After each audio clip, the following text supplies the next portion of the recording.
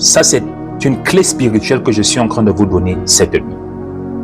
Si vous voulez vivre longtemps, il y a deux clés, deux choses que vous devez mettre en pratique. Et lorsque je dis vivre longtemps, cela va au-delà de ce que le diable planifie. C'est très important. Parce que du moment où Dieu a sa main sur ta vie, quel que soit ce que le diable planifie contre toi, la mort précoce, les accidents, les maladies, cela ne peut pas se réaliser. C'est très important. Parce qu'il faut savoir ceci, que c'est Dieu qui a le dernier mot sur la vie de chaque être humain à la fin de la journée. Quelles que soient les décisions qui vont être prises dans le tribunal céleste, c'est Dieu à la fin de la journée qui est le juge, qui a la capacité de donner le dernier mot, la capacité de décider de te garder parmi les vivants ou la capacité de décider de te laisser aller dans le séjour des morts. C'est Dieu seul qui a cette capacité. C'est très important. Et rien ne surprend Dieu par hasard. Même la mort, parce que la mort est un instrument de Dieu. C'est très important. La mort est un instrument de Dieu. Je vous donne un exemple.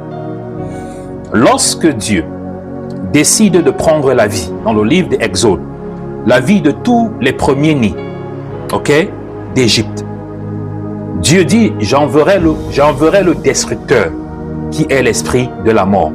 Donc, vous comprenez bien, comme la Bible le dit, que le destructeur qui est l'esprit de la mort est au service de Dieu. Écoutez-moi très bien. Vous devez comprendre ces choses-là. Et c'est pour cette raison que lorsque j'étais en train de prier, le Saint-Esprit était en train de me dire que je dois prier pour que les enfants de Dieu soient brisés et libérés de l'esprit d'ignorance. Parce que beaucoup parmi nous, nous avons des difficultés. Nous avons des difficultés de pouvoir évoluer spirituellement ou de grandir spirituellement ou de nous conformer à la volonté de Dieu, tout simplement parce que l'esprit d'ignorance nous empêche de comprendre certaines réalités. C'est très important. Mon peuple périt par manque de connaissance. Osée chapitre 4, verset 6. Donc, vous devez savoir ceci, que la mort, qui est un ange, encore appelé le destructeur, est au service de Dieu. La mort ne peut rien réaliser dans la vie d'un enfant de Dieu sans que Dieu ne donne son OK. Parce que le destructeur, peut agir dans la vie des gens du monde, qui ne sont pas dans le Seigneur. Il peut agir là-bas, sans pour autant que Dieu ne donne son accord. Parce que c'est la raison pour laquelle il a été créé. Qui a créé le destructeur, qui a créé l'ange de la mort, c'est Dieu. Pour cette mission bien précise, de faire quoi? De prendre la vie des individus, de toute créature. Vous devez comprendre ça. Mais non, je suis en train de parler des enfants de Dieu. Parce que pour nous qui sommes les enfants de Dieu, nous sommes sous une alliance. Je parle en vérité des enfants de Dieu en vérité. Je ne parle pas des enfants de Dieu qui proclament avec la bouche. Le matin, en soirée, ils sont à l'église et en journée, ils sont chez les marabouts.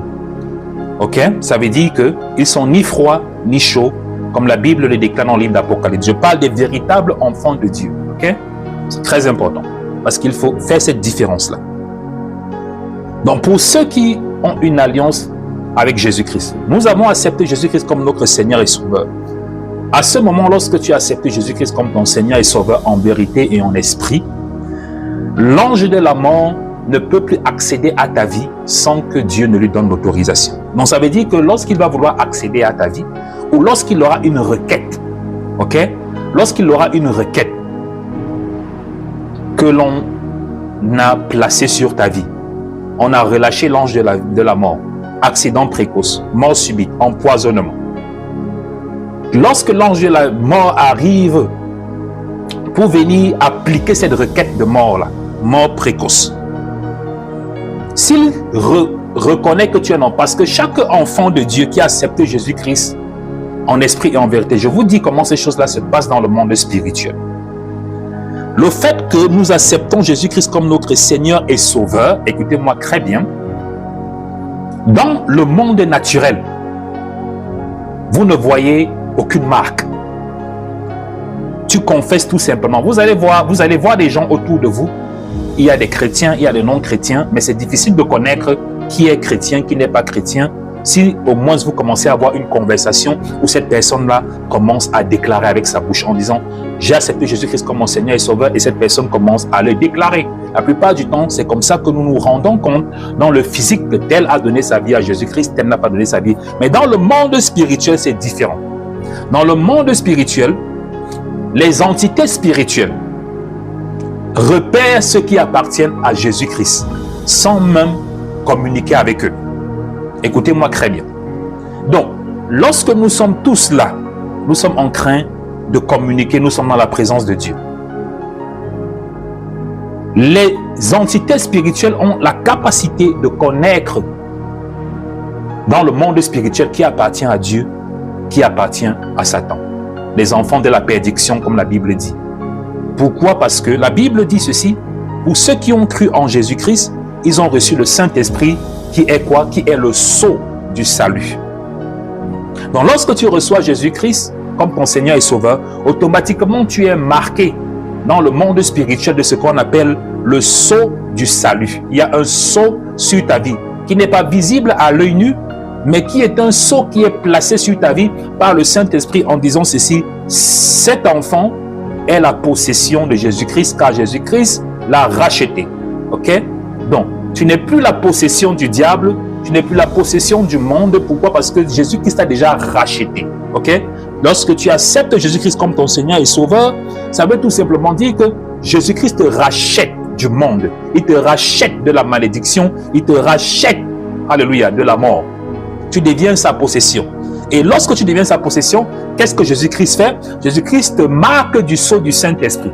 Parce que c'est aussi une responsabilité du Saint-Esprit. Le Saint-Esprit n'est pas seulement là pour testifier de Jésus-Christ, pour témoigner de Jésus-Christ, mais le Saint-Esprit est aussi là pour rappeler aux entités spirituelles que nous sommes devenus la possession de Jésus-Christ. C'est pour ça qu'il dit dans Jean que pour tous ceux qui ont cru, il les a donné le pouvoir de devenir enfants de Dieu. Et c'est le Saint-Esprit qui vient marquer le sceau dans nos vies pour rappeler aux entités, au diable, aux démons, à l'esprit de mort, que cet individu, cette personne, n'est-ce pas, appartient à Jésus-Christ. Donc ne touche pas, ne pas toucher. C'est ce que ça veut dire dans le monde spirituel. Bon, les deux choses dont j'étais en train de dire plus tôt en disant ceci. Si vous voulez vivre longtemps, il y a deux choses que vous devez mettre en pratique si vous voulez vivre longtemps. La première chose que vous devez mettre en pratique, c'est très important. Parce que nous vivons, écoutez-moi bien, nous vivons pour un but. Nous vivons pour une raison. Beaucoup de personnes à qui je suis en train de parler, qui sont en train de m'écouter, leur vie n'a pas de but. Leur vie n'a pas de but. Ok? Ils n'ont pas de but. Ils vivent tout simplement pour vivre. Et là, c'est la plus grande calamité qu'un enfant de Dieu. C'est la plus grande calamité qui peut arriver à un enfant de Dieu. Vivre selon les paramètres du monde. Écoutez-moi très bien. Parce que du moment où le Saint-Esprit t'a déjà marqué du sceau, ta vie n'est plus la même que celle des gens du monde. Donc, nous les enfants de Dieu, nous ne vivons plus selon les paramètres des gens du monde. C'est pour ça que Jésus-Christ dit, vous êtes dans ce monde, mais vous n'êtes plus de ce monde. Vous êtes dans ce monde, mais vous n'êtes plus de ce monde. Ça veut tout simplement dire quoi, bien-aimé dans le Seigneur? Ça veut tout simplement dire que notre perception de la vie doit être différente de la perception des gens du monde. Je ne me lève plus le matin tout simplement parce que je veux avoir de l'argent, parce que je veux voyager, parce que je veux me faire beau, je veux payer telle chaussure, je ne veux construire telle maison. Ce n'est plus ma priorité. Ce n'est plus ma priorité. Ça ne veut pas dire que je ne dois pas aller au travail. Ça ne veut pas dire que je ne dois pas vaguer à mes occupations, prendre soin de moi et prendre soin de ma famille. Mais ce n'est plus ma priorité. C'est très important. Pourquoi? Parce que du moment où j'ai été racheté par le sang de Jésus-Christ, ma vie ne m'appartient plus, mais ma vie appartient à qui? Ma vie appartient à celui qui m'a racheté. Écoutez-moi très bien. Et c'est là où les enfants de Dieu ne comprennent pas.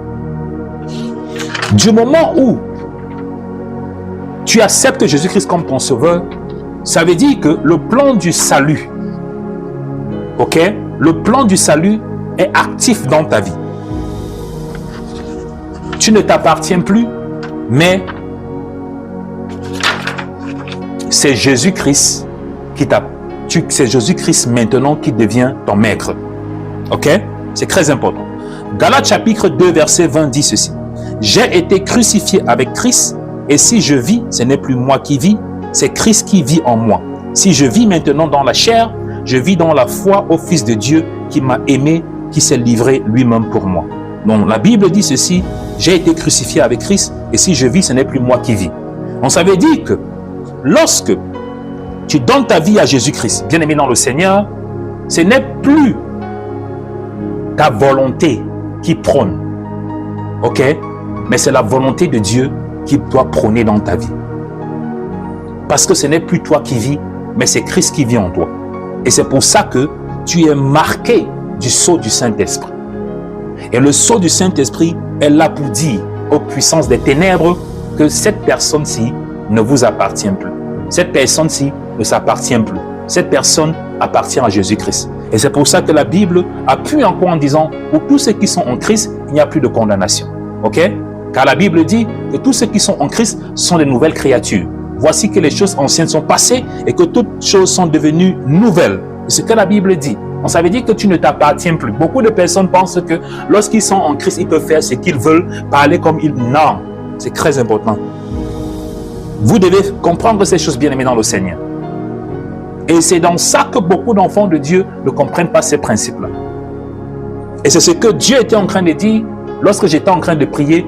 Il disait, prie contre l'ignorance, prie contre l'ignorance, prie contre l'ignorance, prie contre l'ignorance. Pourquoi? Parce que nous ne comprenons pas ces choses. Et c'est pour ça que nous vivons comme des païens. Et nous voulons voir la gloire de Dieu. Nous vivons comme les gens de ce monde qui ne sont pas marqués du sceau du Saint-Esprit. Et nous voulons voir la gloire de Dieu. C'est pour ça que nous n'arrivons pas à voir la gloire de Dieu dans nos vies. Parce que nous voulons marcher comme les paramètres de ce monde et espérer avoir la récompense du ciel. Espérer avoir la récompense du royaume de Dieu. Non. Donc, les deux choses, si tu veux vivre longtemps, la première chose, Dieu a dit, honore ton père et ta mère afin que tes jours soient prolongés. Ok? Ça, c'est la première chose. Si tu veux vivre longtemps, c'est le premier commandement qui est attaché d'une promesse. Honore ton père et ta mère afin que tes jours soient prolongés. Tu ne peux pas vivre longtemps si tu n'honores pas ton père et ta mère. Ce n'est pas moi qui l'a dit, c'est Dieu qui l'a dit. C'est très important. Donc, c'est la première chose. Tu dois, pour que ta vie soit prolongée, c'est ce que Dieu a dit, tu dois premièrement honorer ton père et ta mère. C'est Dieu qui a dit. La deuxième chose, ça revient de ce que David était en train de dire. Comprenez bien, beaucoup de gens ne connaissent pas ça. La deuxième chose, si tu veux vivre que Dieu te laisse longtemps sur la terre, tu dois faire quoi? Tu dois apprendre à louer, adorer Dieu et à servir Dieu. Écoutez-moi très bien. C'est une clé que je vous donne. Beaucoup de personnes ne connaissent pas ça. Et c'est pour ça que David, qui avait la clé des révélations du ciel, qui a écrit les psaumes, parce qu'il connaissait ces choses. C'est pour ça que lorsqu'il est venu devant Dieu, la Bible l'appelait l'homme selon le cœur de Dieu. Ce n'est pas pour rien que Dieu a dit, voilà l'homme selon mon cœur. Parce que c'est celui qui connaissait les profondeurs, les secrets de Dieu. Donc lorsque vous lisez les psaumes, ce ne sont pas seulement des écrits, ok? Mais c'est quoi? C'est le cœur de Dieu. Donc c'est les codes. Lorsque vous lisez, David écrivait les psaumes, David est en train de vous donner ce que Dieu pense. C'est une des seules personnes qui a pu ancrer et cerner les pensées de Dieu. C'est pour ça que Dieu a dit, voilà l'homme selon mon cœur. L'homme selon mon cœur, ça veut dire quoi? Voilà l'homme que j'aime. Et vous savez qu'en amour, lorsqu'il y a amour, il y a confiance. Dans l'amour, on se dit tout. Même les choses qui sont cachées. Les choses qu'on cache aux autres, on dit à la personne qu'on aime. Donc, lorsque David dit ceci, garde-moi dans le séjour des vivants, afin que je puisse t'adorer. Car si tu prends ma vie ou tu laisses le dévoreur prendre ma vie, comment dans le séjour des morts je pourrai encore t'adorer?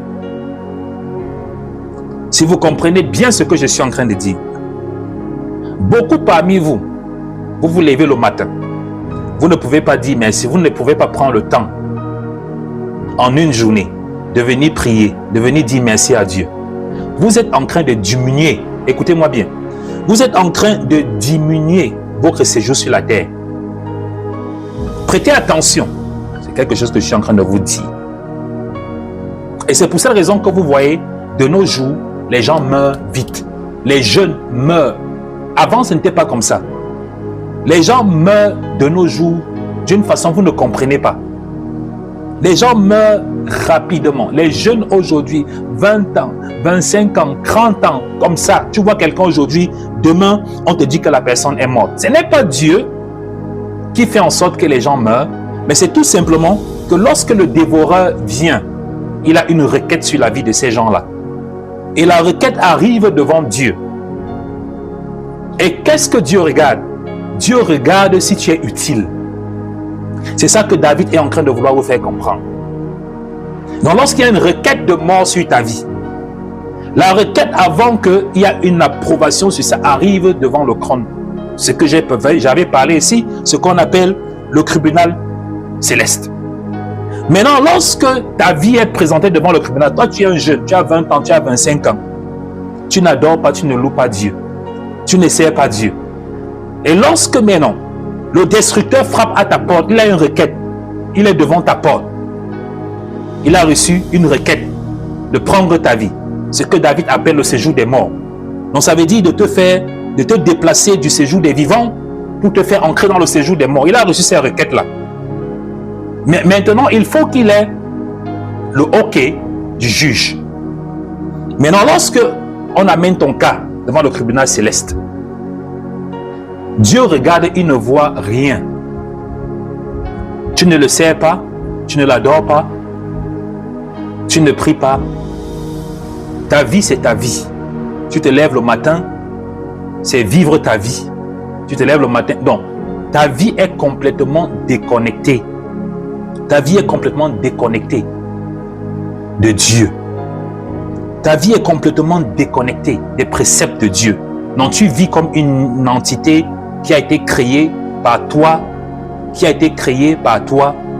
Tu vis comme une entité qui n'a pas besoin de Dieu, qui ne dépend pas de Dieu. À ce moment-là, lorsque le destructeur a reçu cette requête-là, Dieu ne peut pas empêcher le destructeur d'appliquer cette requête sur ta vie. Pourquoi? Parce qu'il n'y a rien en toi qui va donner la possibilité à Dieu. Pas que Dieu ne peut pas empêcher, mais il n'y a rien dans ta vie qui va permettre que Dieu demande au destructeur de te laisser tranquille. Et c'est ce que David a compris. C'est pour ça que lorsque vous lisez la parole de Dieu, les psaumes, vous allez toujours voir que David était toujours dans la maison de Dieu. David était toujours à l'église, il était toujours dans le temple. Il était toujours dans le temple. Ce n'est pas parce que il priait plus que les autres, parce qu'il faut comprendre les codes. Ce n'est pas parce que David priait plus que les autres, mais c'est parce que David avait compris ces codes-là. Il avait compris que tant qu'il est dans la présence de Dieu, tant qu'il sait, il adore Dieu, lorsqu'il dit « Restez dans ta présence, mon désir le plus ardent, c'est de rester dans ta maison pour le restant de mes vies. » C'est parce qu'il avait compris que pour lui, pour survivre, pour échapper à tous ses ennemis, à tous ceux qui voulaient sa tête, tous ceux qui voulaient le détruire, il savait que ça ne dépendait pas de lui. Il fallait qu'il donne une raison à Dieu. Il fallait qu'il donne une raison à Dieu de toujours chasser le dévoreur, de chasser le destructeur. Dans chaque fois, il dit, lorsque les hommes complotent contre moi, ils veulent me faire tomber. L'Éternel est mon bouclier. L'Éternel est mon salut. De qui aurais-je peur? L'Éternel est mon salut. De qui aurais-je peur? Somme chapitre 20. Donc lorsque vous lisez les psaumes de David, vous allez toujours voir ces versets-là. L'Éternel est ma forteresse. Celui qui réside dans l'ombre du Très-Haut. Donc, il parle de ces choses-là parce qu'il connaissait, il avait compris ces choses-là, bien aimé dans le Seigneur. Il avait compris que sa survie, ce n'est pas parce qu'il priait plus que les autres. Sa survie ne dépendait pas parce qu'il était plus sage que les autres. Sa survie ne dépendait pas parce qu'il était roi. Mais il avait compris que pour lui, pour vivre longtemps, il fallait qu'il fasse quoi? Il fallait qu'il se cache dans la présence de Dieu. C'est très important. Vous devez comprendre ces choses-là. Et c'est ce que vous pouvez voir dans Somme chapitre 91. Alléluia. Si Esther, tu peux mettre Somme chapitre 91, verset 1 et 2. Si tu peux mettre ça, Somme 91, Somme chapitre 91, verset 1 à 2. Tu peux placer ça dans le groupe. Donc, vous allez comprendre que David avait compris ces choses-là. Et c'est un secret que vous voyez beaucoup, les gens meurent aujourd'hui. Parce que vous voyez, de nos jours, les gens s'en foutent de Dieu. Les gens ne vivent plus. Il n'y a plus de connexion avec Dieu. La jeunesse que vous voyez aujourd'hui.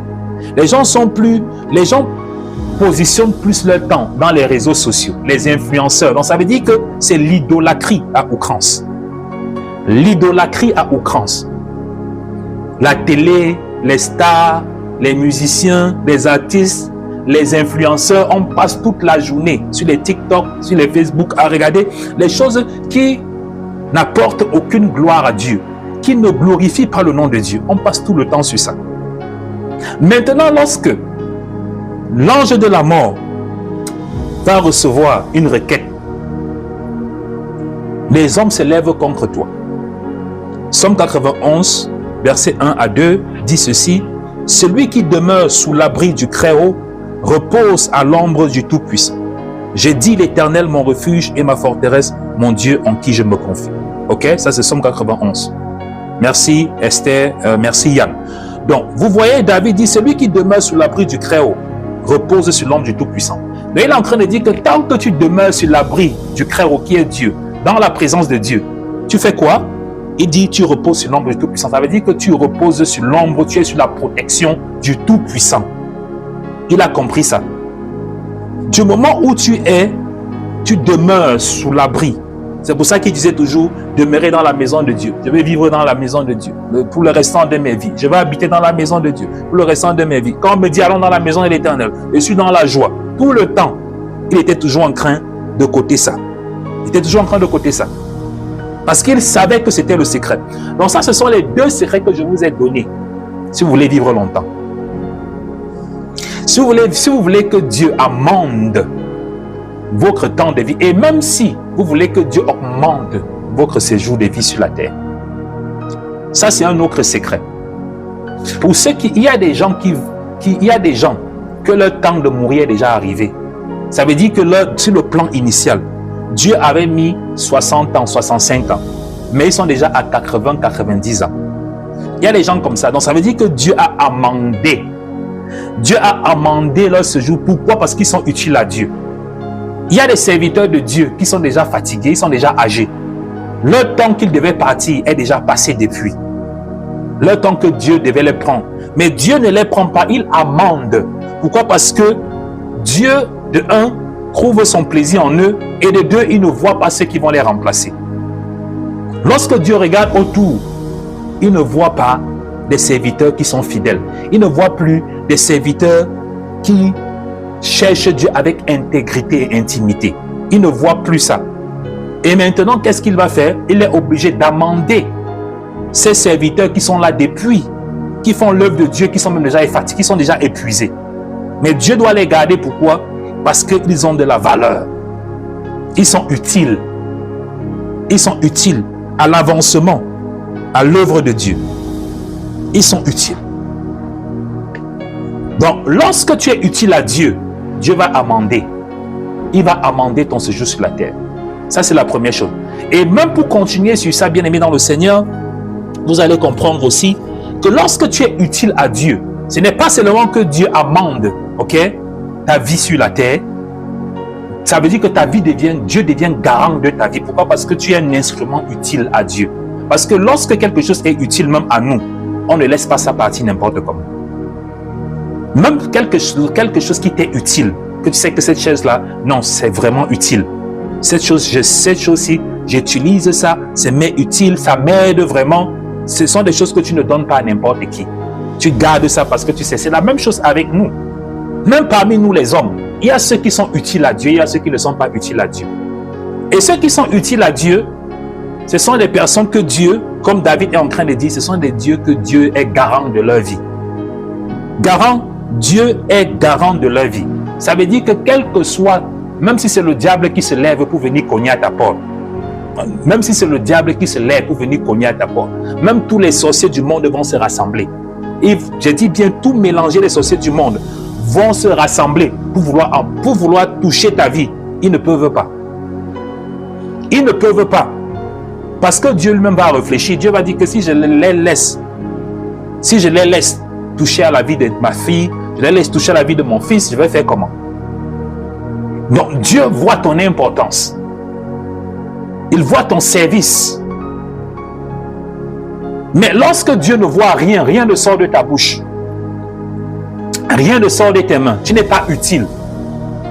Quelle est la raison pour laquelle Dieu va empêcher le dévoreur? Lorsque le dévoreur a un mandat contre toi, les gens se sont assis pour s'élever contre toi, comploter contre toi. Les gens ont dit que tu ne vas pas voir la fin de l'année. Les gens ont dit que tu vas mourir avant la fin de cette année. Accident, empoisonnement, maladie spirituelle. Ils se sont assis, ils ont comploté contre ta vie. Ils ont décrété. Ok? Ils ont assigné maintenant le destructeur. Et lorsque le destructeur commence à te chercher, lorsqu'il arrive maintenant, il réussit à arriver devant toi. Comment se fait-il? Ok? Qu'est-ce qui va empêcher le destructeur de ne pas accomplir ce que on a demandé qu'il accomplisse dans ta vie? Et c'est pour ça que vous voyez, les gens meurent. Les gens meurent, vous ne comprenez même pas. Et aujourd'hui, les jeunes meurent, c'est comme des amusements. Les jeunes meurent, on ne comprend même plus. La mort est devenue banale aujourd'hui. Alors que ça ne doit pas être comme ça.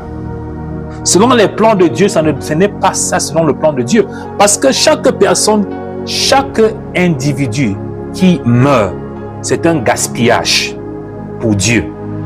Chaque personne qui meurt est un gaspillage pour Dieu. Ok, laissez-moi mettre ça. Toute personne qui meurt sans accomplir la volonté de Dieu, ou toute personne qui meurt en étant hors de la volonté de Dieu, est un gaspillage. Pourquoi c'est un gaspillage? Pourquoi? Parce que le simple fait que tu as le souffle de vie, c'est parce que Dieu a un plan pour toi. Toute personne qui a un souffle de vie, c'est parce que Dieu a un plan pour toi. La vie, ta vie, à toi qui es en train de m'écouter aujourd'hui, ce n'est pas un accident. Ta vie, toi qui es en train de m'écouter, ce n'est pas un accident. Toute personne qui conserve le souffle de vie, ce n'est pas un accident. C'est pour ça que Paul a dit ceci. Avant la création de ce monde, Dieu nous avait déjà prédestinés. Ok? Dieu nous avait prédestinés. Écoutez-moi très bien. Ton existence ne commence pas le jour que ton père a rencontré ta mère et on t'a conçu et tu es né. Ton existence ne commence pas là. Vous devez comprendre ces choses. Bien-aimés dans le Seigneur, vous devez comprendre ces choses-là.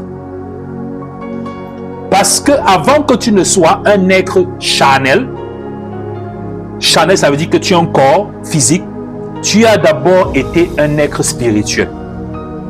C'est pour ça qu'il dit qu'il nous a prédestinés, ok, avant de nous donner une destinée. Il nous a prédestiné. Lorsque Dieu te conçoit dans le sein maternel, c'est parce que Dieu t'a déjà prédestiné dans son plan absolu, dans son plan complet, ok, dans son plan parfait. Chacun d'entre nous, nous faisons partie du plan parfait de Dieu. Mais lorsque Dieu nous prédestine, du moment où nous naissons, nous avons la capacité, je parlerai de ça la prochaine fois, je n'ai pas envie de tout mélanger parce que c'est beaucoup d'informations que je vais vous donner, ça risque de vous embrouiller. Vous devez comprendre que lorsque Dieu, gloire à Dieu, vous me suivez?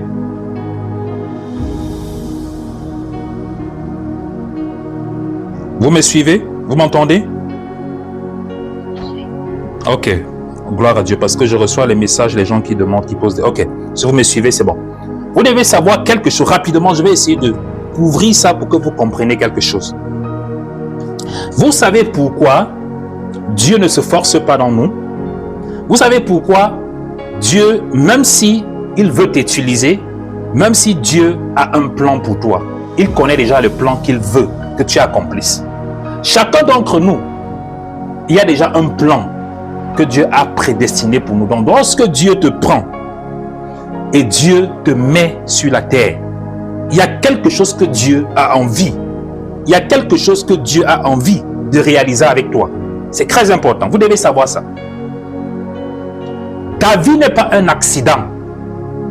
Ta situation présente que tu es en train de vivre ne représente pas le plan de Dieu pour toi. Vous devez savoir ça. Ta situation présente ne représente pas le plan de Dieu pour toi. Parce que Dieu t'a créé avec un plan bien précis. Maintenant, pourquoi lorsque nous sortons du plan de Dieu, Dieu qui a un plan pour nous ne vient pas nous forcer en disant que non, voilà le plan que j'ai pour toi, tu dois marcher comme ça. Pourquoi Dieu ne le fait pas? Vous devez comprendre ces choses. Pourquoi Dieu ne se force pas? Bien même que nous décidons de prendre une route différente, une route concrète, Dieu ne va pas venir ancrer dans la terre, dans ta vie et commencer à te forcer. Non. Pourquoi? Parce que il y a un contrat qui a été établi entre le monde spirituel et le monde naturel. Vous devez connaître ces choses-là. C'est très important.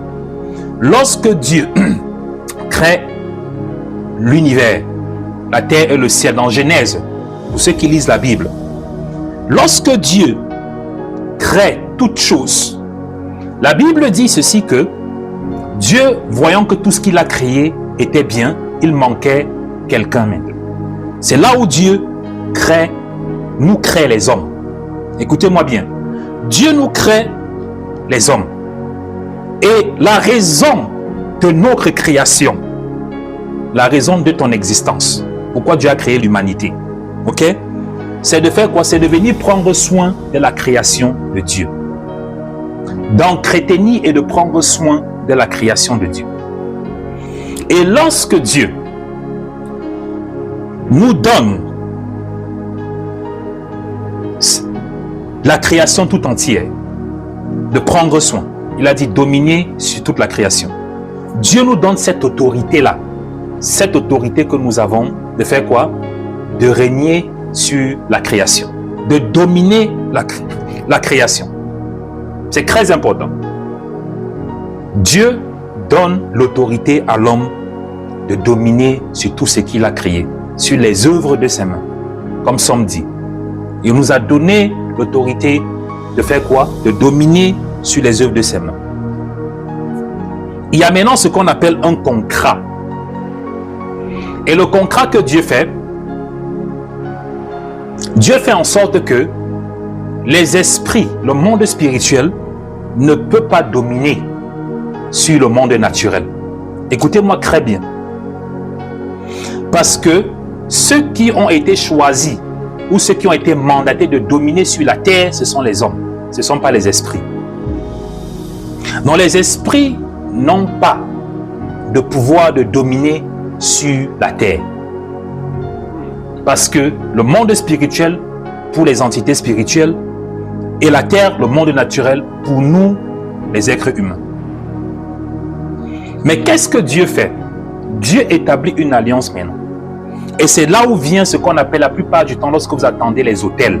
Écoutez-moi très bien. Parce que j'avais fait un enseignement sur les autels pour ceux qui ont suivi. Parce que vous devez comprendre ces choses. Toutes ces choses-là sont connectées. Lorsque vous attendez les autels, ok? Les autels maintenant, ça devient un mécanisme spirituel que Dieu met en place. Ok? Ça devient une plateforme d'échange. Écoutez-moi très bien. Les autels deviennent une plateforme d'échange. Ok? Où est échangée l'autorité et la puissance. C'est une plateforme d'échange. Parce qu'il faut savoir ceci. Les entités spirituelles ne peuvent pas dominer sur la terre. Ils n'ont pas cette autorité-là. Ils doivent passer par nous les hommes. Parce que c'est à nous que Dieu a donné l'autorité de dominer sur la terre. Mais eux, les entités spirituelles, les démons et les anges, ils ont ce qu'on appelle la puissance. Nous, on a l'autorité. Ils ont la puissance, nous on a l'autorité. Donc ça veut dire quoi? Ils ne peuvent pas contrôler ou dominer sur la terre parce que c'est nous qui avons l'autorité pour dominer sur la terre. Et même Dieu aussi. C'est pour cette raison, pour revenir à ce que je veux vous faire comprendre, c'est pour cette raison que Dieu même, pour agir sur la terre, doit passer par un homme. Ce n'est pas que Dieu ne peut rien réaliser sur la terre sans passer par un homme. Il peut le faire, il est Dieu. Mais parce que Dieu ne brise pas ses lois. Dieu ne brise pas ses lois. Les lois de Dieu, Dieu lui-même est limité par ses lois. Donc ça veut dire que lorsque Dieu établit une loi, il ne la brise pas. C'est pour cette raison que vous voyez tout ce que Dieu a fait sur la terre. Lorsque vous lisez la Bible, ok, de Adam jusqu'à Apocalypse, il est toujours passé par les hommes. Dieu n'avait pas besoin de passer par Moïse pour libérer le peuple d'Israël. Il pouvait bien lui-même aller délibérer le peuple d'Israël par sa puissance, par son autorité, par sa force. Il n'avait pas besoin de Moïse. Il pouvait le faire. Mais c'est tout simplement parce que Dieu, ok, Dieu, qu'est-ce qu'il a fait? Dieu a placé des lois. Et ces lois-là, lui-même, il les respecte. Et maintenant, le mécanisme des autels, c'est le mécanisme, le lieu d'échange entre le monde physique et le monde spirituel. C'est ça un autel. Ok? C'est un lieu d'échange, un lieu de transaction entre le naturel et le spirituel. Donc c'est pour ça qu'on dit lorsque les autels, donc lorsque vous entendez parler des autels, ce sont des lieux où il y a des échanges entre les entités spirituelles. Maintenant, il y a ceux qui utilisent des autels pour avoir des transactions avec les esprits des ténèbres. Ok? Qu'est-ce qu'ils font? Ils ont l'autorité. Dieu les a donné le contrôle. Mais ils ont besoin du pouvoir. Parce que les entités spirituelles, ils ont le pouvoir, mais non pas l'autorité. Maintenant, c'est sur les autels qu'ils font des transactions. Ils vont sur les autels, ils invoquent les esprits en disant que on a besoin de votre pouvoir. Donnez-nous le pouvoir pour faire ça, le pouvoir pour faire ceci, le pouvoir pour faire comme ça. Maintenant, les entités spirituelles ont le pouvoir, mais non pas l'autorité. Qu'est-ce qu'ils disent? Ils disent, ok, dans cet échange, donnez-nous cette famille, donnez-nous les filles de cette famille, donnez-nous ce territoire, donnez-nous ce fleuve. Donc, maintenant, nous les hommes à qui Dieu a donné l'autorité de dominer, on échange maintenant, on donne notre autorité aux esprits. C'est eux maintenant qui commencent maintenant à contrôler maintenant. Et Dieu ne peut pas s'opposer à cela parce qu'il y a le libre choix.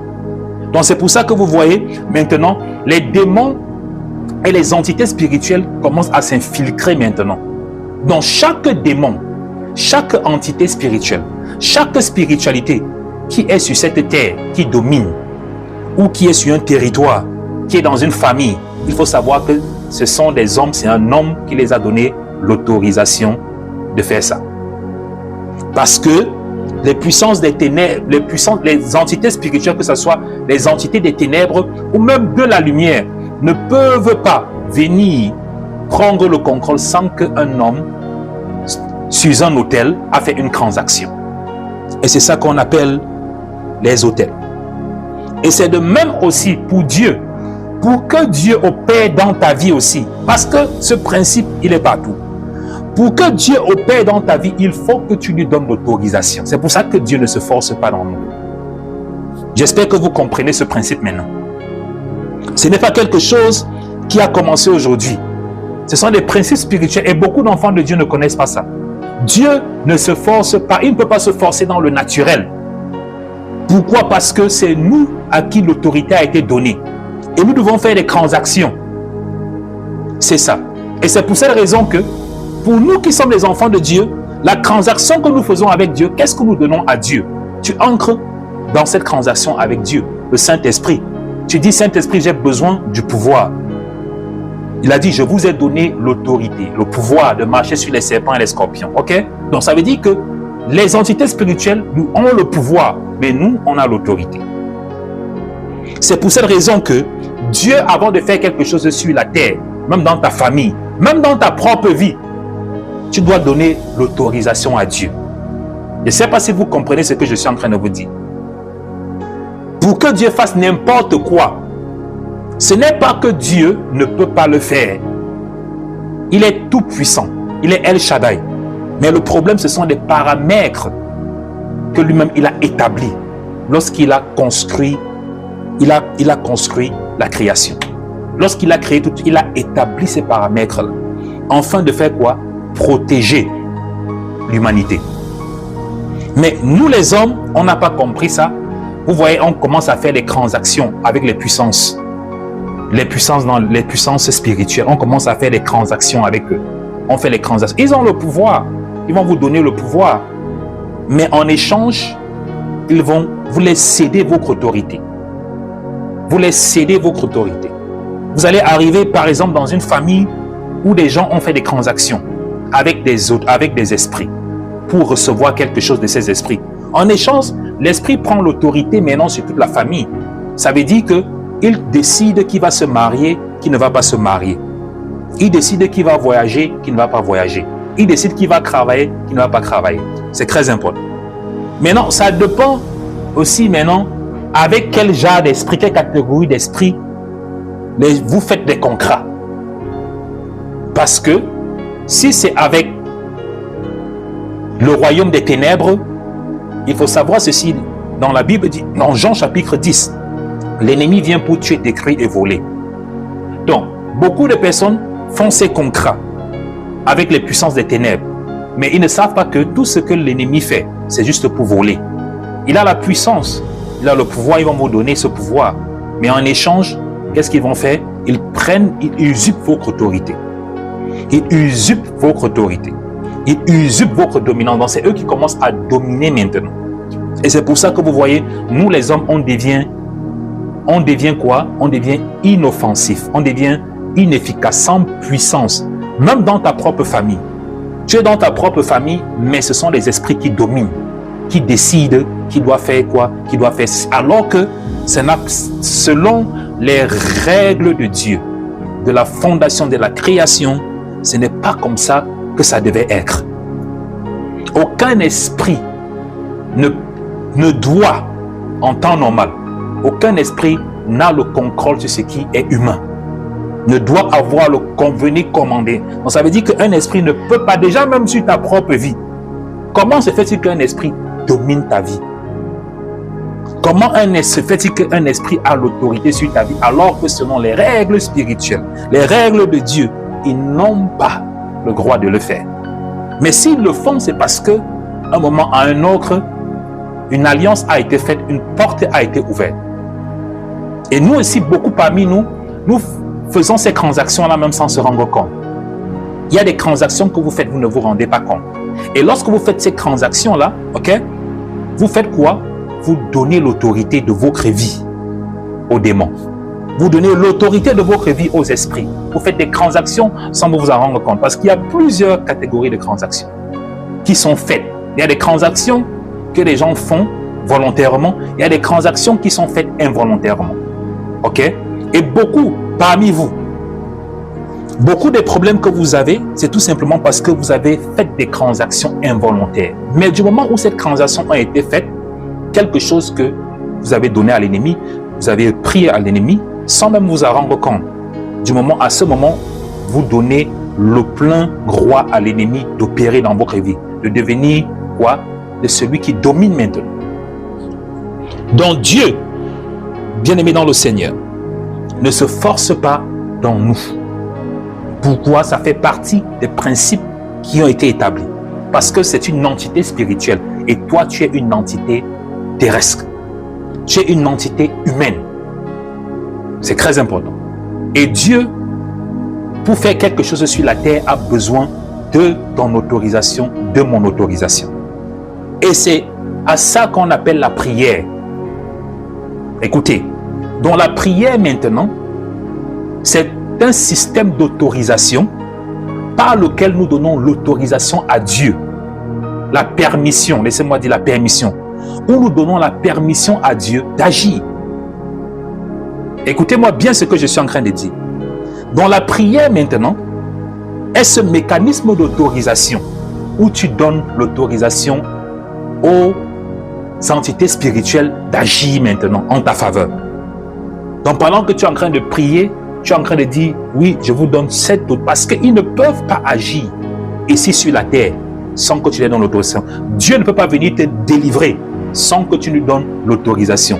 Dieu ne peut pas venir t'aider sans que tu lui donnes l'autorisation. Il veut bien le faire, mais tant que toi, humain, tu n'ouvres pas ta bouche pour lui donner l'autorité, Dieu ne peut pas venir agir sans que tu n'ouvres ta bouche.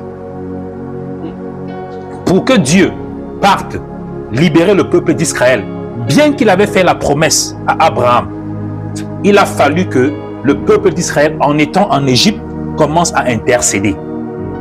La Bible dit qu'ils ont commencé à intercéder et leurs cris sont montés au ciel. Et c'est là où Dieu s'est souvenu et s'est rappelé de son alliance avec Abraham. Donc, en quelque sorte, leur prière, leur supplication a été quoi? A été une permission qu'ils ont donnée à Dieu de venir intervenir. Donc, beaucoup parmi vous, vous ne voyez pas la main de Dieu dans vos vies parce que vous ne donnez pas la permission à Dieu d'intervenir. Pourquoi? Parce que certains parmi vous, c'est à peine si vous priez. Maintenant, pour ceux qui ont plus de pouvoir, c'est ceux-là qui donnent plus. Ça veut dire que ceux qui donnent plus reçoivent plus. Ça, c'est un mécanisme que je suis en train de vous donner. Même dans le monde des ténèbres, ceux qui font plus de sacrifices, c'est ceux-là qui reçoivent plus de pouvoir. Ceux qui donnent plus, c'est ceux qui reçoivent plus. Donc, sur ce système d'échange qui est l'autel, plus vous donnez plus aux entités spirituelles, plus ils vous donnent plus. Plus vous les donnez, plus vous recevez. Et c'est la même chose, même pour nous qui sommes les enfants de Dieu. Plus tu donnes à Dieu, plus Dieu te donne. C'est très important. Plus tu donnes ta vie à Dieu, plus Dieu te donne, plus le Saint-Esprit te donne. C'est pour ces raisons que vous allez voir les enfants de Dieu qui marchent dans la puissance du Saint-Esprit, dans la force du Saint-Esprit, dans l'onction du Saint-Esprit. Ce sont des enfants de Dieu que sur leur autel de prière, ils ont donné, ils donnent plus à Dieu. Donc ça veut dire qu'il y a plus d'échanges. Ça veut dire que plus tu lui donnes, plus il te donne. Mais pour ceux qui n'ont pas suffisamment de puissance, ceux qui ne donnent pas suffisamment, ça veut dire que c'est comme quelqu'un qui va dans une boutique. L'autre a 1000 francs, l'autre a 10 000 francs. Qui parmi les deux va plus acheter, va plus avoir des choses dans la boutique? Celui qui va plus acheter, c'est celui qui a une grosse somme d'argent. Avec 10 000 francs, je m'en vais à la boutique, je vais payer plus de choses que toi qui vas dans la boutique avec 1000 francs. Il faut comprendre bien ces mécanismes bien aimés dans le Seigneur. Parce qu'il faut savoir que les choses spirituelles, ce n'est pas le hasard. Donc, maintenant, lorsque tu vas devant Dieu, ce que tu donnes à Dieu est petit. Tu pries une fois par semaine. Ok? Tu te rappelles de Dieu une fois par mois. Lorsque tu as des problèmes. Ça représente quoi? Sur ton autel, ça représente la quantité de ce que tu donnes à Dieu. Ce que tu donnes au spirituel. Et si tu donnes petit au spirituel, tu vas aussi recevoir quoi? Petit. Donc c'est pour ça que vous voyez, beaucoup d'enfants de Dieu aujourd'hui n'ont pas de puissance. Ils n'ont pas de puissance. Ce n'est pas que Dieu ne veut pas vous donner la puissance. Ce n'est pas que Dieu ne veut pas nous donner la puissance, mais c'est parce que la monnaie d'échange que nous utilisons sur nos autels est très petite. Très petite. En une semaine, tu donnes 1 heure de temps à Dieu. Tu donnes 1 heure de temps à Dieu. En une semaine, ce que tu donnes sur ton autel d'échange, c'est 1 heure de temps. Et tu espères avoir la puissance qui va déplacer les montagnes, qui va ouvrir les portes, qui va chasser les démons. Parce que c'est dans le spirituel qu'on reçoit cette puissance. Et c'est pour ça que le Saint-Esprit dit, les dons du Saint-Esprit, il y a cet échange-là. Le Saint-Esprit a quelque chose qu'il nous donne en échange. Mais pour cela, il faudrait aussi qu'on lui donne d'abord. C'est ça qu'on appelle la transaction spirituelle, qui sont faits sur les autels. C'est pour cette raison que vous allez voir, lorsque vous allez dans les royaumes des ténèbres, les esprits, il y a certains esprits que pour les appeler, vous allez voir certaines personnes qui pratiquent certaines choses. Ou bien vous allez voir peut-être pendant les élections, les présidentielles, ou bien lorsqu'il y a des gros contrats, ces personnes-là qui veulent avoir une certaine autorité, une certaine statut, ça dépend du nombre de sacrifices qu'ils font. Vous allez voir que lorsqu'il y a souvent des élections présidentielles, parce que ça c'est un niveau élevé, il faut une intervention élevée d'une catégorie des esprits lorsqu'il s'agit de faire certaines choses. Il faut une certaine dimension d'esprit dans le monde spirituel. Vous allez voir ces hommes-là, qu'est-ce qu'ils font? On va dire que, ok, la monnaie d'échange sur l'autel que vous allez donner, ce sont les vies humaines, c'est le sang humain. Pourquoi? Parce que ce qu'ils sont en train de demander est très élevé. Donc, il faut que ce qu'ils donnent aussi soit élevé. Et parfois, certains d'eux, on va demander les membres de leur famille. Parce que c'est quelque chose de très élevé aussi. C'est coûteux. Parce que ce qu'ils sont en train de vouloir réclamer, ils sont en train de demander aux entités spirituelles est ici très coûteux. Donc, c'est pour ça que sur l'échange, l'autel d'échange, on va essayer de demander quelque chose de coûteux. Et c'est comme ça que ça opère. Ils opèrent. Vous allez voir telle personne aujourd'hui, son président, ministre, député. Pourquoi? Parce que ils partent consulter les esprits pour avoir la puissance, le pouvoir, pour pouvoir réussir dans ces activités-là. Ils font des sacrifices. Ils font des sacrifices. Mais par contre, toi, qui es un enfant de Dieu, tu penses que le simple fait que tu sois un enfant de Dieu te confère le pouvoir. Si c'est ce que tu pensais avant, ça veut dire que tu es passé à côté de la plaque. Tu penses que le simple fait que je dis que je suis chrétien, ça te confère le pouvoir. Non. Tu dois aller sur l'autel d'échange. Tu dois aller sur l'autel d'échange comme tout le monde. Parce que les entités spirituelles, pour qu'ils opèrent, il faut que tu les donnes l'autorisation. Il faut qu'il y ait un échange. C'est ça. Et les enfants de Dieu qui investissent leur temps dans la prière, dans le service de Dieu, dans la présence, ça veut dire qu'ils donnent beaucoup. Ils reçoivent aussi beaucoup. Ils reçoivent aussi beaucoup. C'est comme ça que le pouvoir est mesuré dans le monde spirituel. Même parmi les enfants de Dieu, le pouvoir est mesuré de cette façon. Pourquoi? Parce que ce pouvoir-là, ce n'est pas nous qui l'avons. Nous avons l'autorité. Mais plus on va avoir le pouvoir, on doit faire des transactions avec les entités spirituelles. On doit faire pour nous qui sommes les chrétiens, on fait les transactions avec le Saint-Esprit. Plus tu lui donnes, plus il te donne. Plus tu lui donnes l'autorité, tu le laisses avoir l'autorité sur ta vie, plus il te donne son pouvoir. Il te donne sa force. Il te donne sa puissance. Plus tu continues à le laisser avoir l'autorité sur ta vie, plus il continue à te donner la puissance. Il te donne la force. Il te donne le pouvoir. Je vous ai donné l'autorité de marcher sur les serpents et les scorpions. Je vous ai donné, ça veut dire qu'il y a un échange qui doit être fait. Ne te lève pas seulement, tu dis que parce que je suis chrétien, j'ai l'autorité de marcher sur les serpents et les scorpions. Tu as déjà marché sur combien de serpents? Tu as déjà marché sur combien de scorpions depuis que tu es enfant de Dieu? Non, ce n'est pas parce que l'autorité là est donnée à ceux qui ont donné. Il y a un échange qui doit être fait dans le monde spirituel. Il y a cet échange là, tu dois donner pour que tu reçoives des entités spirituelles. Et c'est là où il y a problème avec l'Église aujourd'hui. L'Église pense que tout ce qui est fait dans le monde spirituel, n'est-ce pas? Ils peuvent seulement aller réclamer sans rien donner. Ils vont seulement aller dire. C'est pour cette raison que depuis que vous réclamez là, vous proclamez, vous déclarez, qu'est-ce qui a déjà pris place dans vos vies? Qu'est-ce qui a changé? Depuis que vous professez, vous confessez, oh, je suis chrétien, Jésus-Christ, je suis la tête et non la queue. Depuis que ce n'est pas mauvais, mais vous devez comprendre ces principes-là. Parce que pour recevoir du monde spirituel, vous devez donner. Il y a un échange. Ils disent, tu veux mon pouvoir, tu veux mon pouvoir. Le Saint-Esprit dit que tu veux mon pouvoir, tu veux guérir les malades, tu veux chasser les démons, tu veux opérer les miracles. C'est ce que le Saint-Esprit va te dire. Moi, je n'ai pas de problème. Je vais te donner ça. Mais qu'est-ce que tu me donnes en échange? Il dit, qu'est-ce que tu me donnes en échange? C'est comme ça que ce sont les transactions.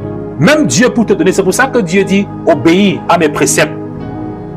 Dieu dit tout le temps, obéis. Si vous voulez, obéissez à mes préceptes. si vous écoutez ma parole, si vous obéissez à mes préceptes, je vous bénirai, je ferai ceci. Il dit toujours si vous, même Dieu. Lorsque vous lisez la Bible, on sait pour dire que ce sont les transactions. Si vous voulez que je vous bénisse, si vous voulez que moi, Dieu, qui est esprit, je vous donne le pouvoir, l'autorité, la bénédiction, vous devez, c'est ça l'échange. Donc vous faites vos repas, il fait sa part. C'est simple, très simple. Et c'est pour cette raison, bien aimé dans le Seigneur, que tout ce que nous faisons dans le Seigneur, à la fin de la journée, ce sont des transactions. Et les enfants de Dieu qui réussissent, ce sont les enfants de Dieu qui comprennent ces transactions-là. Tu dois faire des transactions. Ce n'est pas, écoutez bien aimé dans le Seigneur, ne pensez pas que vous allez dormir et vous allez recevoir certaines choses. Même pour aller à la boutique, tu dois avoir l'argent. Tu n'as rien, tu ne payes rien. Tu n'apportes rien, tu n'as rien. Tu ne sors avec rien. Donc si tu veux aller dans le monde spirituel, tu n'apportes rien. Le temps, tu n'apportes pas. La prière, tu n'apportes pas. Prier, tu n'es pas là. Parler à Dieu, tu ne parles pas. Servir alors, tu ne sers pas. Tu ne fais pas les choses et tu veux la puissance de Dieu. Tu veux la puissance d'en haut. Tu veux l'autorité d'en haut. Tu veux les bénédictions. Comment alors tu vas recevoir ça s'il n'y a pas de transaction? Comment tu vas recevoir ça s'il n'y a pas de transaction? Tu veux payer? Tu veux acheter sans payer. Tu veux acheter sans payer. Et c'est là où le problème que les enfants de Dieu ont bien aimé dans le Seigneur. Donc tout ce que vous voyez on fait dans le Seigneur, c'est tout simplement parce que nous sommes en train de faire des transactions spirituelles. Vous êtes en train de faire des transactions spirituelles. Votre service. Gloire à Dieu. C'est quelque chose que je ne voulais pas trop entrer en profondeur, mais comme tout se connecte, c'est pour cette raison que j'ai pris le temps de bien vous expliquer ça. Vous devez comprendre ces choses. Lorsque vous regardez les gens du monde, les sorciers, les occultistes, ok? Qu'est-ce qu'ils font? Ils prennent leur pouvoir d'où?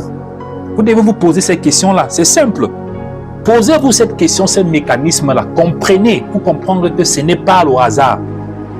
Ils prennent leur pouvoir où? Pour pouvoir faire du mal aux gens. Ils prennent leur pouvoir où? Pour bloquer les gens, attacher les gens, faire des contrats avec le destructeur. Ils prennent ça où?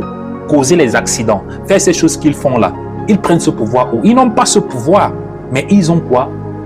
Ils ont l'autorité, non pas le pouvoir. Et c'est pour ça qu'ils font des pactes. Ils font des pactes avec des esprits maintenant qui viennent leur donner ces pouvoirs-là. Ce sont des esprits maintenant lorsqu'ils font des échanges spirituels sur les autels. Ok, ils échangent. Ça dépend de ce qu'ils échangent. Ils font des sacrifices. D'autres font des contrats avec leur famille. Ils livrent toute leur descendance. Et c'est pour ça que vous arrivez dans des familles, vous ne connaissez pas ce qui a été fait. Pourquoi? Parce que peut-être quelqu'un en haut a fait un pacte. Pourquoi? Parce qu'il voulait la puissance. Il voulait l'autorité dans le village. Ok? Il voulait avoir la force du lion. Il voulait avoir la force de la panthère. Il voulait avoir le totem. Il voulait ceci, ceci. Donc, il n'a pas ce pouvoir-là. Il sait que ce pouvoir-là, les entités spirituelles ont ça. Maintenant, il faut qu'il donne quelque chose. Il faut qu'il donne quelque chose. Maintenant, ça dépend de ce que les entités spirituelles vont te demander. Ça dépend de ce qu'ils vont te demander. Ok? Mais lorsque tu échanges ça, ça ne t'appartient plus. Si c'est que c'est ta famille que tu as donné, si c'est que c'est ta vie que tu as donnée, ok? Si c'est que c'est ton village que tu as donné, ça ne t'appartient plus. Parce que vous avez échangé. Le pouvoir, on t'a donné ce pouvoir-là. Ils t'ont remis ce pouvoir, ce que tu voulais faire. Oui, tu voulais être ministre, président, tu voulais ceci. Oui, on t'a remis, tu es devenu ministre, tu es devenu président, tu as eu ce commerce, tu as eu cette activité, tu as fait cela. Oui, tu as eu. Maintenant, ils prennent ce qu'ils t'ont demandé et rien n'est fait pour rien. Et le problème dans tout ça, c'est que vous devez comprendre ceci. Pour me rabattre, pour ceux qui partent chez les marabouts là, parce que tout se connecte, ou ceux qui partent sur les hôtels, ou ceux qui font le culte des crânes, toutes ces choses, vous devez comprendre ces choses-là. Rien n'est fait par hasard. Parce que du moment où vous commencez à comprendre ce mécanisme, vous allez comprendre que rien n'est fait pour rien dans le monde spirituel. Lorsque vous levez partez chez le marabout vous lave, il enlève les choses sur vous. Tout ce qui part te faire, oh marabout, j'ai ceci, ceci. Vous pensez que c'est gratuit? Qu'est-ce que le marabout utilise? Quel est le pouvoir que le marabout a pour pouvoir faire ce qu'il fait dans ta vie? Quel est le pouvoir que le marabout a pour pouvoir te détacher, te débloquer, pour te donner le travail? Tout ce que vous demandez là, il prend le pouvoir là. Les hommes n'ont pas le pouvoir. Les hommes n'ont pas le pouvoir. Ce que tu ne connais pas, c'est qu'il fait une transaction avec des esprits que toi tu ne connais pas. Et la plupart du temps, il y a des transactions qu'ils font avec des esprits que toi-même tu ne connais pas. Et c'est pour ça qu'à un certain moment, les choses commencent à se passer dans nos vies, on ne connaît pas d'où ça sort. Ce n'est pas que tu as parlé, ce n'est pas que tu as dit, ce n'est pas que tu étais d'accord, mais lorsque tu es parti ancrer dans cette maison, tu es parti ancrer chez ce marabout, tu es parti ancrer chez ce voyant, il t'a donné, il t'a montré, il t'a donné les gris-gris, protection, fétiche et consorts, mais il a pris ça haut. Et qu'est-ce qu'on l'a demandé en échange? Qu'est-ce qu'on l'a demandé en échange? Lorsque tu ancres là-bas, l'esprit l'a déjà dit, je veux son futur, je veux son étoile. L'esprit a déjà dit que son troisième enfant là, qui doit être ministre là, je veux cette étoile là. Elle devait avoir 4 enfants. Et parmi ces 4 enfants là, il y a un qui devait être le Joseph. Vous êtes en train de m'écouter comme si... La Bible dit ça, non? Jean chapitre 10, verset 10. L'ennemi vient pour faire quoi? Voler, détruire et tuer, non? Il vient pour vous ancrer là-bas. Vous dites, oh, mon mari, il ne m'aime pas. Mon mari, vraiment, marabout, mal âme, vraiment, aide-moi que mon mari revienne. C'est ce que la plupart du temps, les enfants de Dieu, quand ils viennent toujours, ils pensent qu'on est les marabouts. Ils ne comprennent pas ces principes. Vraiment, j'ai des problèmes. Vraiment, homme de Dieu, il faut que ce problème-là... On amène tout ça devant Dieu. C'est comme si Dieu est devenu le génie de la lampe magique. Ils ne veulent payer aucun prix, hein? Mais il faut voir le nombre de sujets de prière.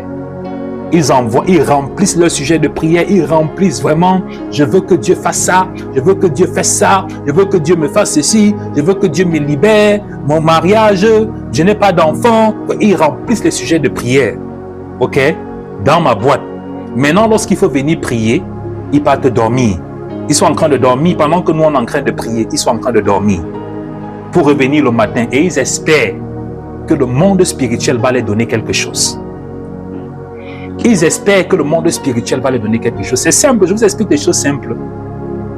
Ils espèrent que par enchantement, le monde spirituel va les donner. Le monde spirituel ne donne rien gratuitement. C'est pour ça que lorsque vous partiez chez les marabouts, quelqu'un est déjà entré chez le marabout sans donner quelque chose au marabout, sans faire quelque chose sur le marabout. Les hôtels, il y a toujours quelque chose qu'il faut mettre sur un hôtel. Il y a toujours quelque chose qu'il faut mettre sur un hôtel. Ce n'est pas grave. Pourquoi vous pensez que c'est lorsque vous venez devant Dieu, qui est l'esprit supérieur, vous pensez que chez lui c'est gratuit? Pourquoi nous les chrétiens, on pense que c'est quand on vient devant Dieu, c'est gratuit, quand c'est pour Dieu? On va seulement dire, je veux, bye, on part.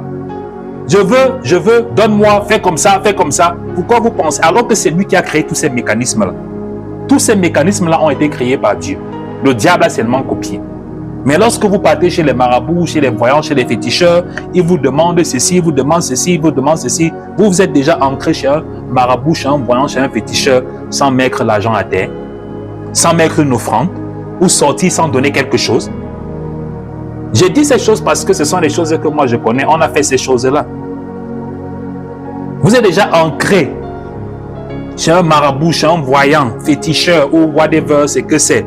Et vous n'avez pas donné quelque chose. Vous êtes seulement ancré là-bas. Il a appelé l'esprit. Il a fait ce qu'il a fait. Après, vous avez dit merci malam, merci marabout, merci ceci. Que le Dieu te bénisse. Et vous êtes sorti, vous êtes parti. Pourquoi? Parce que ces choses ne marchent pas comme ça. Pourquoi vous pensez que c'est lorsque vous allez venir devant Dieu, que vous allez seulement venir dire Seigneur, donne-moi, Seigneur, je veux, Seigneur, je veux, Seigneur, je veux. Vous vous levez, vous partez. Même l'argent, la dîme et l'offrande est un mécanisme de paiement spirituel. Écoutez-moi bien. Même la dîme et l'offrande est un mécanisme de quoi? C'est un mécanisme de paiement spirituel. Vous devez comprendre ces choses. C'est pour ça que Dieu dit, il dit dans Malachie, payez vos dîmes et vos offrandes afin que le dévoreur soit éloigné de vos finances. Donc c'est un mécanisme d'échange. Donc il dit, vous devez payer. Donc c'est un échange. Lorsque vous payez vos dîmes et vos offrandes, sur l'autel là, il y a quoi? Un paiement. Ça veut dire que le dévoreur ne peut pas vous toucher. Pourquoi? Parce qu'il y a un échange qui a été fait. Il ne peut plus vous toucher parce qu'il y a l'échange qui a été fait. Ce sont les choses que vous devez comprendre.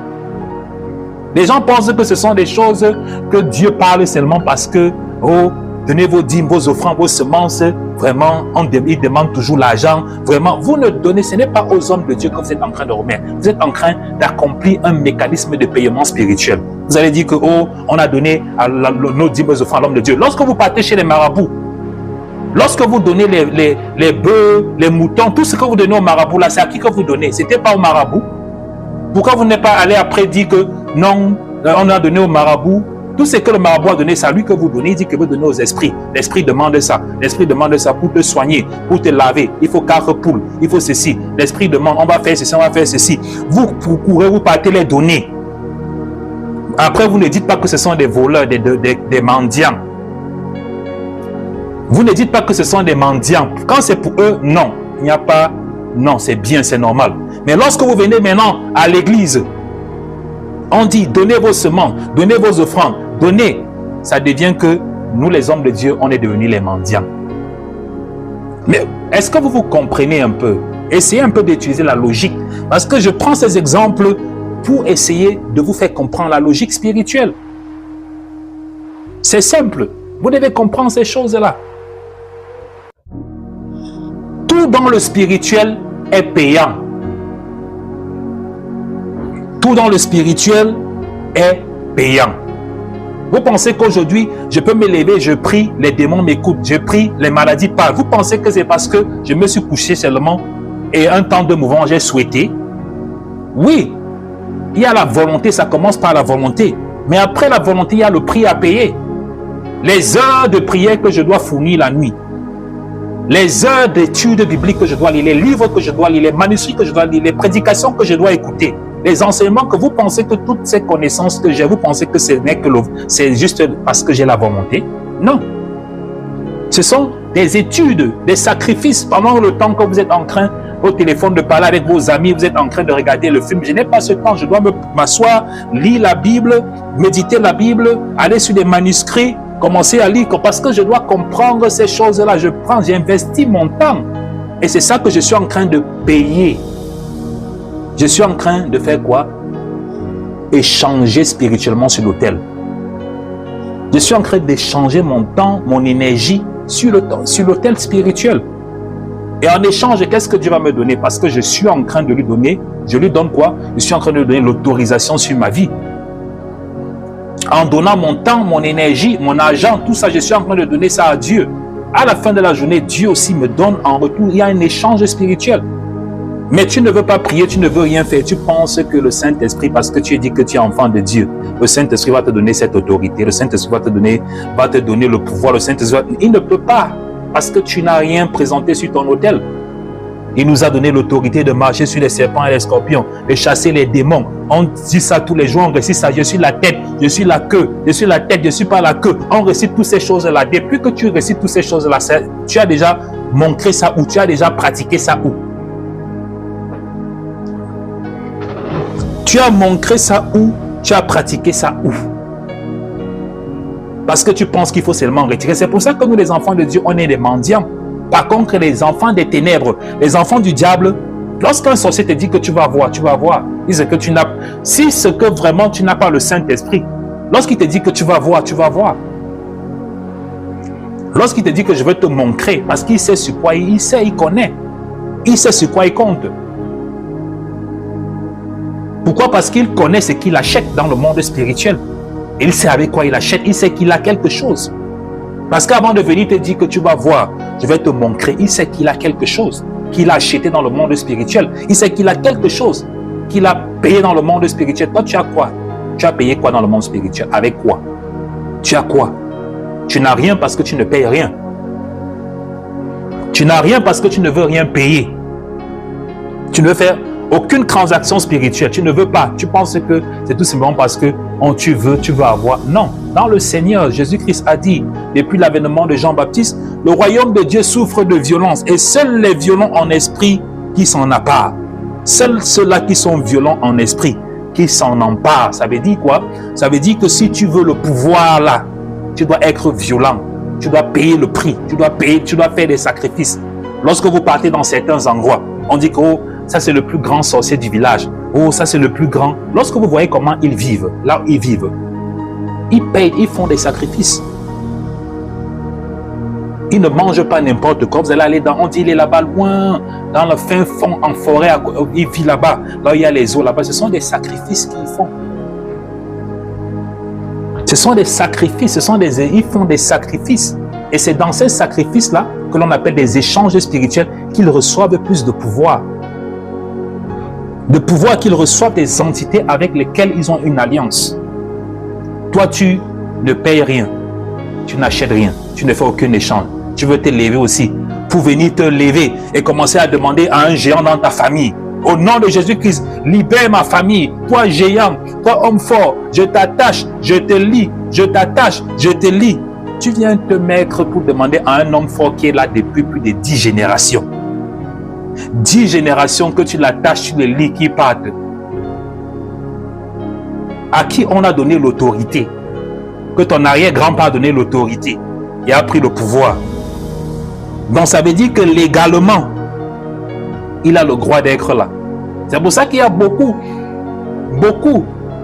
de malédictions dans vos familles, que depuis que vous priez, c'est toujours là, vous vous posez les questions. Pourquoi? Parce que le fait qu'ils soient là, c'est parce qu'ils ont le droit légal. Ils ont le droit légal, pourquoi? Parce que quelqu'un les a donné l'autorité et ils ont donné quelque chose à quelqu'un. Il y a eu une transaction qui a été faite. C'est pour ça qu'ils sont là, ils ne sont pas là par hasard. C'est pour cette raison que lorsque vous venez prier au nom de Jésus-Christ, partez, au nom de Jésus-Christ, libérez, au nom de Jésus, ils vous regardent. Lorsque vous finissez de crier, ils disent vous avez fini. Lorsque tu as fini, dis ok, allez dormir maintenant. Pourquoi? Parce qu'ils ont une autorité légale. Il y a une transaction qui a été faite. Si tu as un terrain aujourd'hui, je viens acheter ce terrain, je te donne l'argent, tu me donnes ton terrain. Est-ce que tes enfants vont venir me dire demain que c'était le terrain de notre père, c'était le terrain de notre mère? Oui, c'était le terrain de ton père, c'était le terrain de votre mère, mais légalement, j'ai acheté, j'ai un titre, j'ai le certificat d'achat, j'ai acheté, j'ai fait une transaction avec ton père, j'ai acheté le terrain à lui. Donc vous, ce n'est plus votre terrain. Ce terrain ne vous appartient plus, bien que c'était le terrain familial. Donc, vous allez voir ces hommes forts, ces entités-là, à qui certains de nos grands-parents, des gens dans nos familles, ceux qui, par exemple, ceux qui font le culte des crânes, qui font certaines pratiques, ok? Ils font ces pratiques-là. Non, c'est pour protéger la famille, c'est pour protéger, pour faire réussir. Oui, ils protègent la famille. Mais est-ce que vous savez ce qu'ils ont pris? Est-ce que vous connaissez les thèmes du contrat qui ont été faits? Vous ne connaissez pas.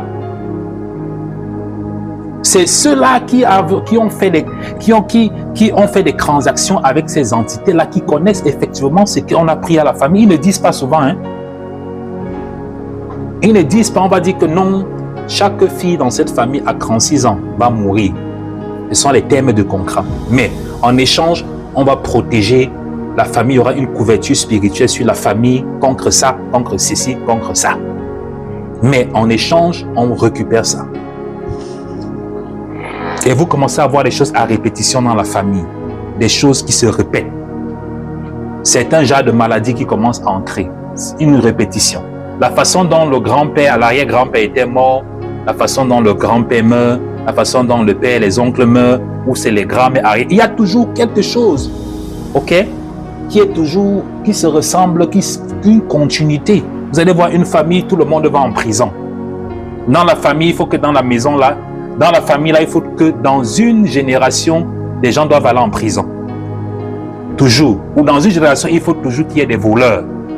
Ou dans une génération, il faut toujours qu'il y ait... Donc, pourquoi? Parce que ce sont des choses qui ont été établies dans les termes du contrat que vous ne connaissez pas. Mais ça continue seulement. Jusqu'à ce que quelqu'un se lève et dit « Je déchire l'acte dont les ordonnances nous condamnent. Je déchire l'acte dont ces ordonnances-là nous condamnaient. » Jusqu'à quelqu'un doit se lever. Mais tu vas te lever comment? Il faut que tu fasses des transactions spirituelles.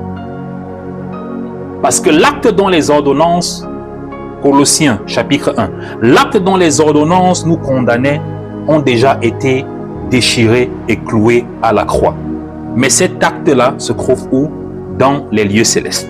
C'est pour ça que Jésus-Christ dit dans le livre de Éphésiens, chapitre 1, que Dieu nous a bénis de toutes sortes de bénédictions dans les lieux où élevés, les lieux célestes. Donc, tout le pouvoir dont on a besoin se trouve dans les lieux célestes, en haut, dans le monde spirituel. Tout ce dont tu as besoin. Maintenant, tu dois accéder à cette bénédiction-là. Et ce n'est pas gratuit.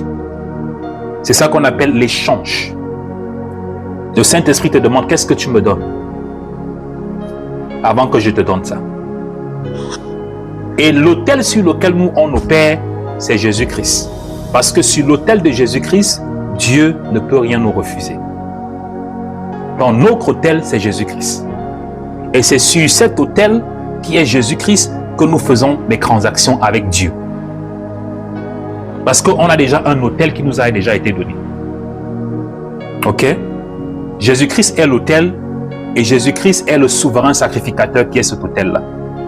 Donc maintenant, lorsque tu as tout ce dont on a juste besoin, c'est de venir et sur cet autel, de présenter ce qu'on a besoin et de donner ce dont Dieu a besoin de nous. Et à ce niveau, la transaction s'établit et la transaction est complète.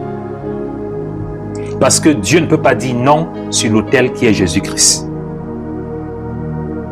C'est très important. Dieu ne peut rien nous refuser sur l'autel qui est... C'est pour ça qu'un enfant de Dieu qui comprend ce que je suis en train de dire ne peut pas échouer.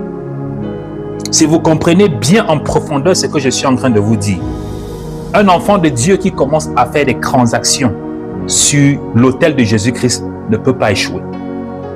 Mais le problème, c'est que vous devez comprendre qu'il faut faire des transactions. Parce que sur cet autel, Dieu ne peut rien te refuser. Dieu ne peut rien te refuser. Si tu commences à faire des transactions sur l'autel de Jésus-Christ, tu ne vas qu'aller de force en force. Grandir, élévation en élévation. Parce que sur cet autel-là, Dieu ne peut pas te refuser. Et le diable ne peut pas te combattre. Et donc, c'est pour cette raison que sur cet autel, il n'y a aucune malédiction qui peut te combattre. Donc, du moment où tu commences à faire des transactions sur l'autel qui est Jésus-Christ, Dieu te donne ce dont tu as besoin. Lorsque tu arrives dans ta famille, toutes les transactions qui ont été faites là, tu les annules. Tu arrives, toutes transactions qui ont été faites dans cette famille, je les annule au nom puissant de Jésus-Christ de Nazareth. Tout décret qui a été fait dans cette famille, tu n'as pas besoin de connaître. Tu annules ça et ça s'annule. Tu annules ça, c'est ce qu'on appelle l'autorité, c'est ça la puissance. La puissance, ce n'est pas seulement parler dans le vide. Ce n'est pas parler dans le vide. Pourquoi? Parce que tu as quelque chose avec toi qui surpasse ce qui est de l'autre côté. Donc lorsque tu commences à élever et tu commences à parler, tout ce qui est de l'autre côté là commence à s'écrouler, commence à s'ébranler. C'est tout à fait normal. Lorsque Jésus-Christ arrive à Guédarène, il trouve ce jeune homme qui a été possédé par des démons, légion des démons. Lorsque Jésus-Christ posait ses pieds, ce jeune homme-là, avec les démons, les légions, ça veut dire que lorsqu'on parle de légions, c'était 3000, parce que la légion avait pratiquement 3000 à 6000 soldats. Donc c'est pour ça qu'il dit que nous sommes légions. Donc ça veut dire que c'est le nombre des démons qui étaient dans ce jeune homme-là, légion. Et ils étaient entre 3000 et 6000 en général. Entre 3000 et 6000, parfois 10 000 même la légion. Le nombre de soldats qu'il y a eu dans la légion.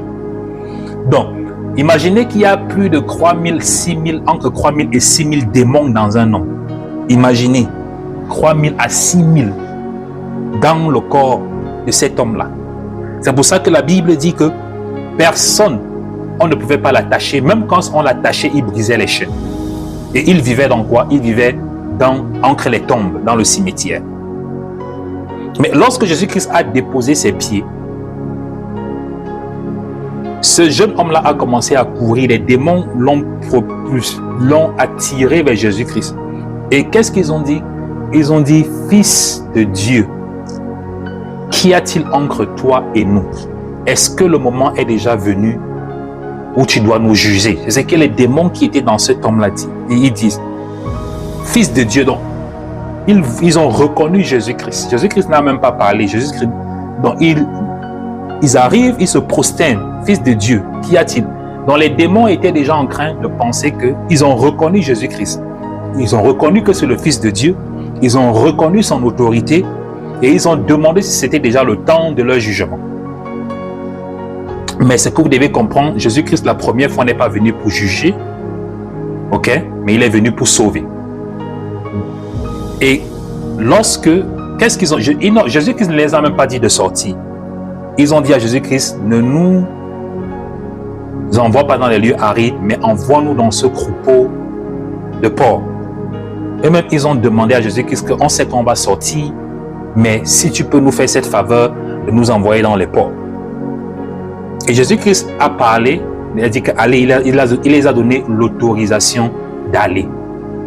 Donc, ça c'est quelque chose, c'est différent, mais ce que j'ai envie de tirer principalement par rapport à ça, c'est l'autorité.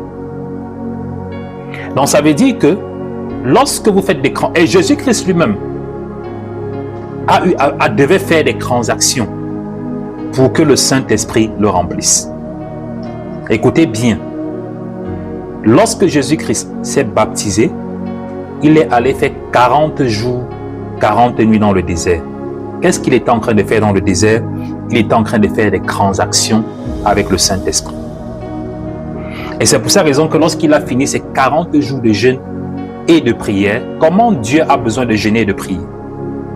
Donc c'était un modèle que Jésus-Christ était en train de vous faire comprendre. Donc il est parti, il a fait 40 jours, 40 nuits dans le désert, jeûner et prier. Donc il était en train de faire des transactions. Et lorsqu'il a fini les 40 jours, 40 nuits, c'est ça que la Bible dit, et il fut rempli du Saint-Esprit. Ok? La Bible dit que et Jésus-Christ s'est déplacé avec la force et la puissance du Saint-Esprit. Donc c'est quand Jésus-Christ a fini les 40 jours de jeûne et de prière que le Saint-Esprit l'a rempli de sa force et de sa puissance. Et la Bible dit, et les miracles, et les signes, et les prodiges ont commencé à le suivre. Il faut lire la Bible. C'est très important. Donc, les 40 jours de jeûne et de prière que Jésus-Christ a initiés, c'était tout simplement pour aller faire quoi? Pour aller faire un transfert avec les hommes. Donc, Jésus-Christ, qui est Dieu, mais il a la forme humaine. Il est homme en ce moment, ok? Fils de l'homme. Il a besoin de la puissance du Saint-Esprit, comme je vous expliquais au début. Il a l'autorité, mais il lui faut la puissance. Donc, qu'est-ce qu'il fait? Il part maintenant dans le désert.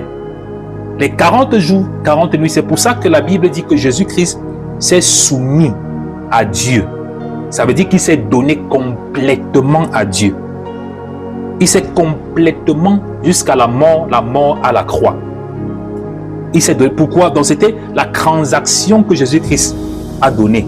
Donc il s'est donné complètement. Et parce qu'il s'est donné complètement, c'est pour ça que le Saint-Esprit l'a rempli complètement, la transaction. Jésus-Christ n'a pas opéré tous les miracles là parce qu'il était le Fils de Dieu. Hein? Écoutez-moi bien. C'est pour ça que vous voyez, Jésus-Christ a vécu comme nous tous. Il devait prier. La Bible dit qu'il partait toute la nuit et le matin, il partait toujours prier. Donc ne pensez pas que Jésus-Christ avait une vie facile. Parce qu'il était le Fils de Dieu. Il a subi le même processus que chacun d'entre nous. Parce que Dieu ne fait pas la combine. Parce que si Jésus-Christ venait en disant qu'il était le Fils de Dieu, il ne priait pas, il ne jeûnait pas, ne pensait pas que Dieu allait l'utiliser. Mais il a compris, il a commencé à faire les